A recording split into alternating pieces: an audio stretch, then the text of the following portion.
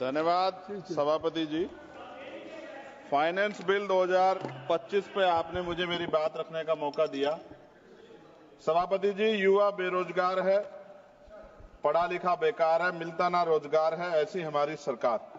Sir, मैं अपनी बात को शुरू करते हुए मेरे मन में कुछ पीड़ाएं हैं, वो आपके सामने क्योंकि चेयर से ही कह सकते हैं। सर, बलिया की बेटी प्रिया चौहान जिसका शव सर पेड़ पे लटका मिला, तकलीफ दे है। सर, काशी हिंदू विश्वविद्यालय में पीएचडी के प्रवेश परीक्षा शिवम सोनकर को के साथ न्याय नहीं हो रहा है। सर, वो प्रवेश परीक्षा के लिए आंदोलन कर रहा है। संत कबीर नगर में राजभर समाज के घर जला दिए गए। मथुरा में होली पर दलितों पे हमला हुआ और जेल भी वही गए।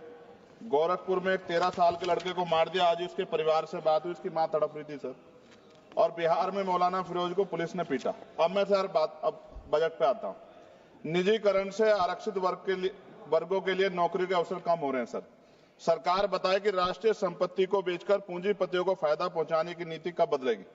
जीडीपी का केवल 2.9% शिक्षा पर और 1.98% स्वास्थ्य पर खर्च किया जा रहा है। सरकारी अस्पतालों में डॉक्टर और दवाइयां नहीं है।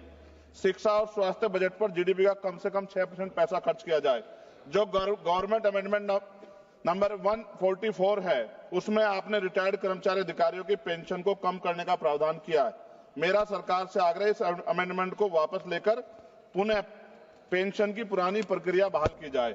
सीएमआई की 2024 की रिपोर्ट के अनुसार भारत में बेरोजगारी दर 8% से अधिक बनी हुई है। युवाओं के लिए नए रोजगार सृजन कोई ठोस नीति बजट में नहीं थी।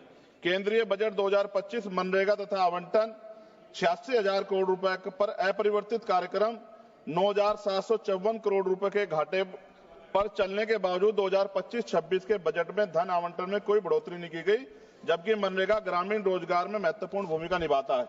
लगातार रुपए कीमत गिर रही, जो चिंता का विषय, ये हम प्रधानमंत्री जी के मुंह सुनते थे जब वो मुख्यमंत्री हुआ करते थे।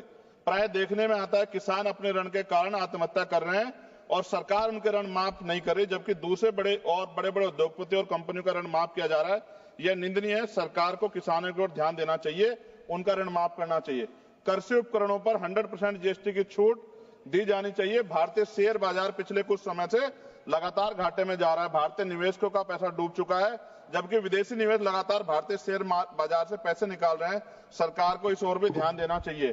कोई भी कर्मचारी अपने कुल वेतन पर वर्ष के अंत में टैक्स चुकाता है, परंतु उसके बाद भी खरीदी गई वस्तु पर कर देना पड़ता है। इस प्रकार के दोहरे कराधान से उसकी आर्थिक अक्षति होती है।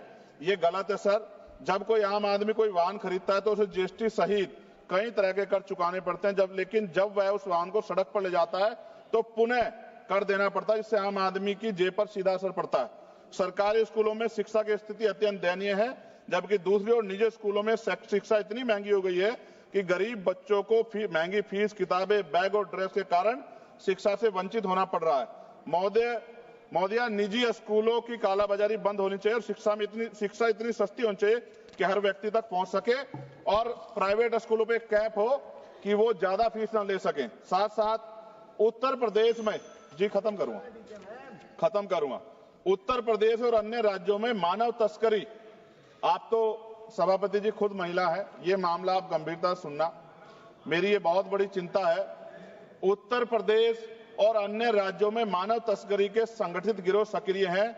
जैसे उत्तर प्रदेश के सोनभद्र से अन्य राज्यों में लड़कियों को बेचा जा रहा है। राजस्थान में लीज पर बेटियों को बेचा जा रहा है। बेटियों के खरीद फरोख्त के मामले सामने आए, लेकिन सरकार कोई ठोस कदम नहीं उठा रही। सरकार बताए कि मानव तस्करी रोकने के लिए बजट में विशेष प्रावधान क्यों नहीं किया गया। महिला सुरक्षा के लिए Nirbhaya fund, last page, Nirbhaya fund को पूरी राशि खर्च क्यों नहीं की जा रही है। फंड तो बना दिया निर्भया के नाम से, लेकिन खर्च नहीं करे। बेटियों की बिक्री रोकने के लिए राष्ट्रीय टास्क फोर्स का गठन किया जाना चाहिए। सभापति जी, ये मेरे हाथ में कटिंग है जिसमें लिखा है कि लीज पर बिक रही हैं बेटियां, कर्ज उतारने माता पिता भेज रहे हैं। एक इंपोर्टेंट ये है मैं पढ़ने के लिए, 8 साल की बच्ची 3.5 लाख में 3 साल की लीज पर दी गई, हर दिन में 5 से 10 बार दुष्कर्म। ये झालावाड़ राजस्थान की है। ये भारत है, ऐसा भारत जहां बेटियों को बेचा जाए, लीज पे दिया जाए और सरकार हाथ पे हाथ रखे तमाशा देखे, ये अच्छा नहीं है। अंत में न्यायपालिका में SC, ST, OBC व अल्पसंख्यकों की संख्या बढ़ाने पर सरकार क्या कर रही है, इन्हीं सब बातों के साथ मैं अपनी बात को खत्म करता हूं। जय भीम, जय भारत। आपका बहुत बहुत धन्यवाद।